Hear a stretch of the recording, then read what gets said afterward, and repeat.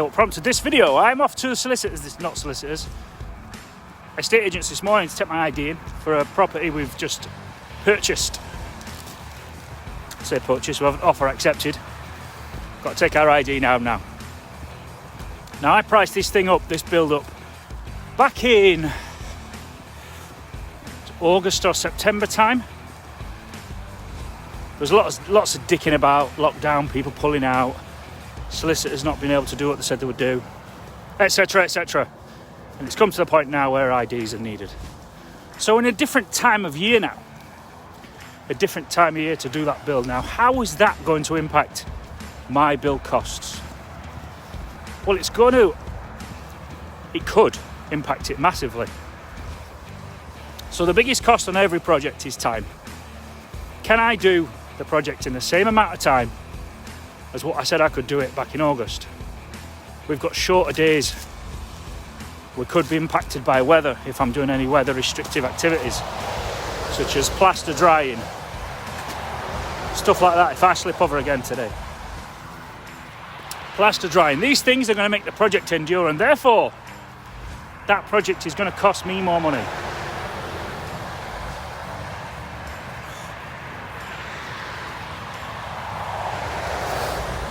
You know,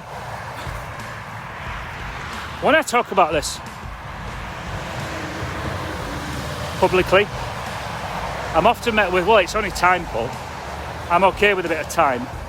Time is 100% your biggest cost on any project. If a 4-week project takes you 4 months, it's cost you more money. People often ask me why that is and how can that be? I'm still paying the builder the same amount of money, but you're not. You may be paying the same for each elemental piece of work, but you're enduring all your overhead for that period. You're losing the back end numbers. You're losing the equity. You're not losing, but you're postponing the equity gain at the back end. You are postponing your ability to generate income from that asset. So let's say that asset, once it's finished, was going to bring you 600 quid a month in, like this one will. If it takes me 6 months longer to do the build, then that's just cost me 3.5 grand, more than 3.5 grand in loss of rent. And then I'm unable to, well, I'm not unable to, but it's going to limit my ability to start another project because all my money's tied up in this one. So time is so important, and the only way you can manage that time on a project is by having a program that works. Nailing the start date, nailing the finish date, and then building everything around that. Time is critical, absolutely critical. And people don't get this. And I want you all to get it, to know and understand it. You may have heard me talking about a project that we lost, which was due to start on the 4th of Jan, which is fucking nuts, next week. So it's due to start on the 4th of January. Our price was higher than the next builder. But the other guy, the next builder, from memory, he was 8 grand cheaper. But he couldn't start it for 4 months' time, which impacts the overall business numbers for that particular client hugely. And the guy hasn't recognised this, despite me explaining it. But sometimes it's better to pay more to get something done in a more timely manner. Sometimes not. That analysis is down for you to carry out. So I am talking about this, one of the cornerstones to a successful project. In fact, one could argue the most important cornerstone of a successful project. I was in a Facebook group typing away, and this guy said that he'd got 16 property viewings. 16 viewings in a day. Now, with the current situation in the world, and the 15-minute viewing window that most agents are putting out there, you know, that's a good 10-hour day of anybody's time. 10 hours of viewing property, and you're going to view 16 properties now. I hear so many people say that it's a numbers game, property. Yes, I'd agree with that, but not viewing 16 properties in one day. That's not the numbers I would be working to. I'd be taking those 16 potential projects and looking at them at a desktop first and making sure that the numbers are there before I even go and do the viewing. hear it all too often. People believe that because the property that they're looking at on Rightmove, on the market, Zoopla, wherever it is that they're looking at it, because it looks like it needs a refurb, it must be a good deal. Now, that's not always the case.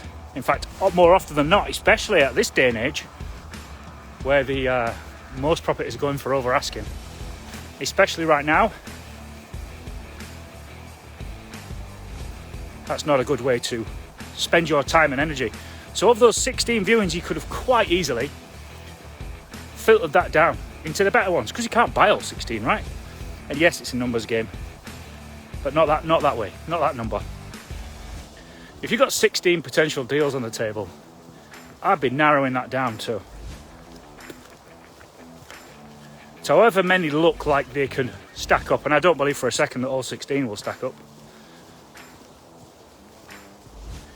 despite being told that they do. They're all good deals, I just need to check them out. I don't have that. I'm not buying that. Those 16 viewings, you need to be more effective, more efficient, and more productive in the way that you're carrying out those viewings. 16 viewings in a day, you could easily narrow that down. Narrow that down to the better deal. Being selective in what you view is so critical. 16 viewings in a day is a waste of time. Absolute waste of time. And what sort of, when we say it's a numbers game, what sort of numbers are we talking about? What does 16 viewings give you? Does it give you 3 deals, 1 offer and maybe 1 close?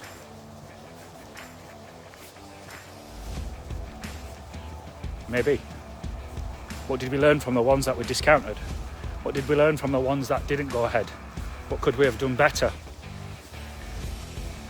From the ones that didn't go ahead, what could we have done better in advance of the viewing to get some of that time back? They're my questions to you. I joined this group,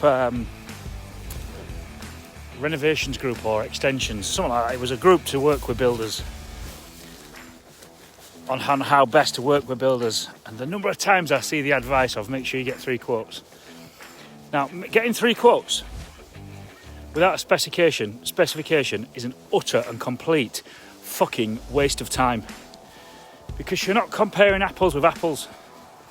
So you've got to know what you want in the first place to be able to have a like for like quote. So my rant was about fucking freezing. We've gone in on this project.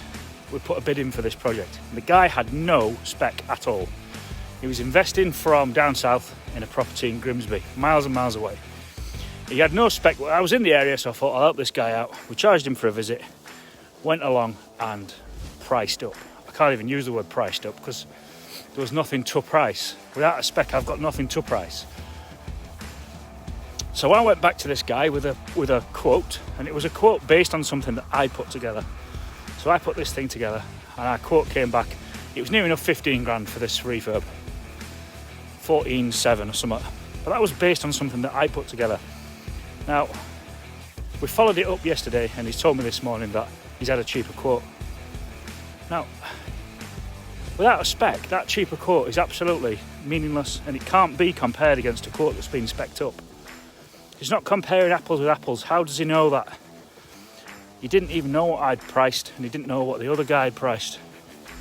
Just a price. Right.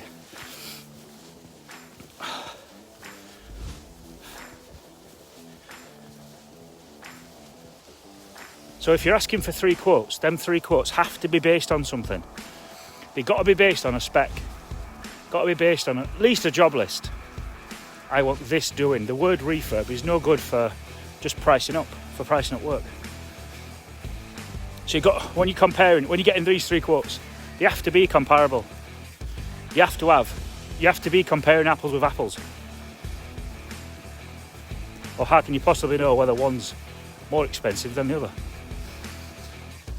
Oh, and if you are shopping solely on price and you're basing your final decision based on price, based on that number that is at the bottom of that piece of paper that says quote on the top of it, if that's your only driving factor, you've got to have a spec in it in every case. But if price is your only factor, your only driver, the only thing that you're going to base your decision on, you are going to end up paying more money. I guarantee it, every single time. I never see anybody win in that situation. Never.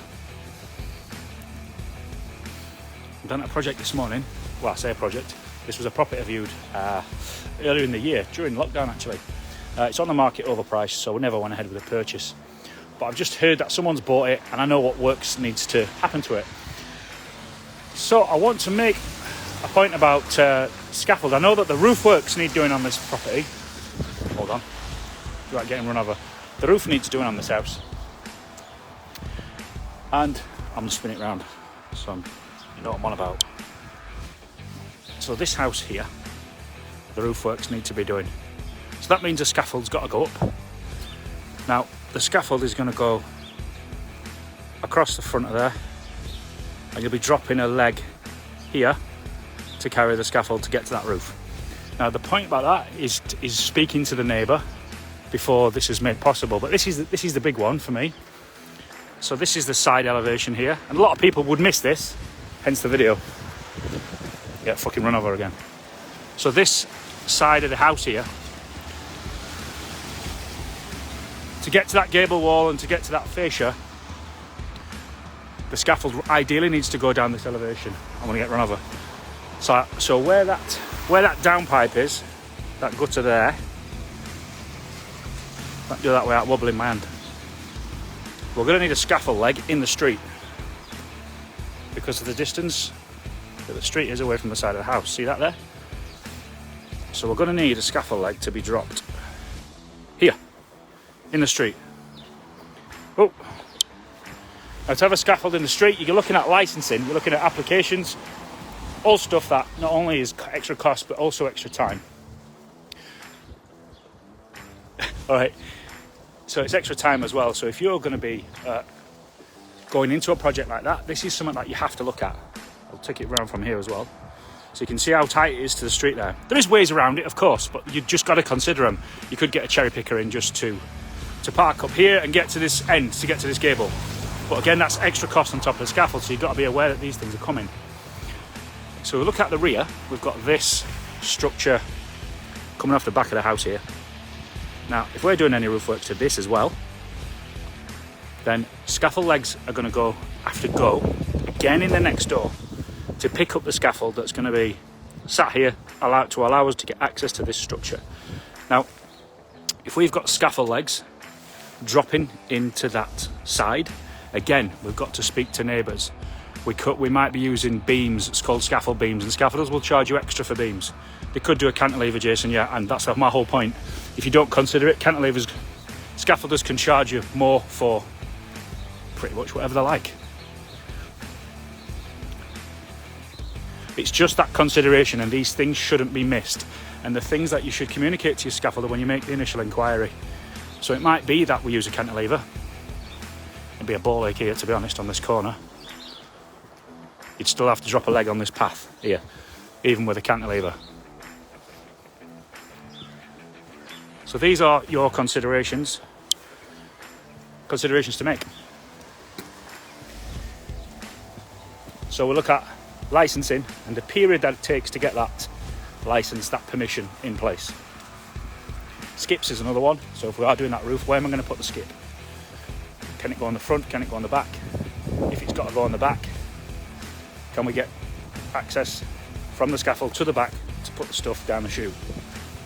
Or is it a front and a back scaffold where we're going to have to drop it down the front and walk it to the back to the skip? All them things all are going to affect your price. So you've just got to be aware that they are there when it comes to pricing up. And another thing, I got this challenge once. Well, you don't need a roof. If you're buying the asset for long term, one day it might need a roof. So let's say you're buying it for a rental, you're going to keep it for 10 years. You're just kicking the can down the road, not handling that. You're putting off into the future and introducing it's not an issue, an extra cost on your maintenance. So if you've got to do that roof in the future, that cost is still going to be there, that extra cost for licensing and people management, things like that, waste management. One of the questions often comes up on our training is what's the best project management. Morning, Mark. What's the best project management software to use on your refurb projects? Now, what's more important than what's the best software is who's the best people. Morning, Steve. Software doesn't manage projects, people do. You know, the best project management software in the world, if you've got shit people running it, your project will run shit. But you know, an average or maybe even a poor piece of software, if it's been managed by good people, you can have a more effective, efficient project. Morning, Paul. I want to talk about the three things that this often gets discussed. So we talk Asana, we talk Microsoft Project and Excel. They seem to be the favoured pieces of software in the market. Now, Asana and what's the other one I said there? Asana and Microsoft Project are great pieces of software, but they're only as good as the people that are using them and operating them, and they're only as good as people that are able to read them. And that's the biggest problem with those two pieces of software. So let's say we organise the best project ever. We consider everything, and everything's plotted on that program, and we send it out to our supply chain, but the supply chain don't have the software at their end, so they can't open it, they can't read it. And yes, you can turn it into a PDF and send it via PDF, but what's the point in having to do all that, when you can make it nice and easy? Microsoft Excel is by far the most user-friendly, easiest thing to use to operate on a simple refurb project. That is it. For me, that's the best piece of software that you can have on your projects. You can send it to anybody. Most people can open it on the phone if they've got an iPhone. Don't know about you Samsung weirdos, whether you can do that on a Samsung, I don't know. But on an iPhone, you can open an Excel document on an iPhone. You can open it on a laptop without downloading any special software, subscribing to any sort of high fees. So Excel for me, every single time, run all my projects with Excel. If you want a template. A couple of learns we had yesterday. Yesterday afternoon I spent with the conservation officer for, now then, don't even know what region it is. I think it's East Lindsey, Lincolnshire. And she taught me some fucking stuff yesterday I had no idea about. Stuff that I probably would have never thought of, and it was all around legalities, the legal powers almost that she has, this lady. She was only due there 20 minutes, and we probably spent the best part of an hour and a half chatting away to her. She was telling us some tales of woe, of things that she's had to do in her career. 21 years she'd done this job for. So it was brilliant to spend the day with her. The afternoon even. And some of the key takeaways I took from that meeting was, if you carry out works to a listed building without permission or consent, it's actually a criminal offence. So technically, you could be banged up for it.